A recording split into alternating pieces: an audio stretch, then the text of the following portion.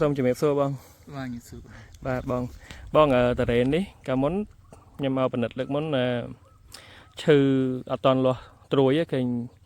ដើមវាដូចដុនដាបខ្លាំងហើយរហូតមកដល់ពេលនេះបងបានស្រោចថ្នាំប៉ុន្មានដងហើយខ្ញុំស្រោចបាន2ដងហើយបាទបាន2ដងណាបងចាំឈ្មោះថ្នាំហើយបងឆ្នាំនេះដូចជាមានដូចជាយូមីកាលីជាមួយនឹង Gensing Game Up ហើយនឹង Fulu Sovigo អញ្ចឹងបងស្ថានភាពដើមនេះតវងឡើយយ៉ាងម៉េចដែរបងគឺយ៉ាប់ការមុនស្រោចគឺយ៉ាប់តែម្ដងបាទហើយបើយើងមើលប្រព័ន្ធរឹសវាយ៉ាងម៉េចដែរប្រព័ន្ធរឹសវាមានបញ្ហាវាកៀងវាខូចអញ្ចឹងវាពណ៌អីបងរឹសវាគឺវាពណ៌ដូចយើងចូលខ្មៅពណ៌ខ្មៅអាលួយចុងរឹសបាត់អស់ណាបាទអញ្ចឹង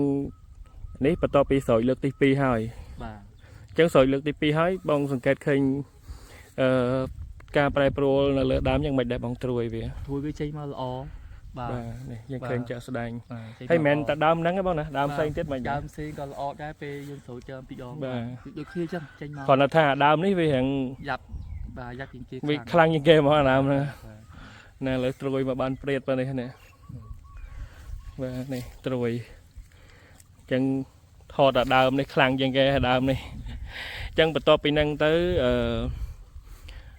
បងត្រៀមប្រើប្រាស់ជីខាងក្រោមឈ្មោះអីគេបងចាំហ៎យ៉ាសូណាបូកជាមួយនឹងយូតាបាទបងអរគុណបងដែលបានចែកម្លែកដល់បងប្អូនយើងផ្សេងទៀតបាទអញ្ចឹងជំរាបលាបងអរគុណច្រើនបាទ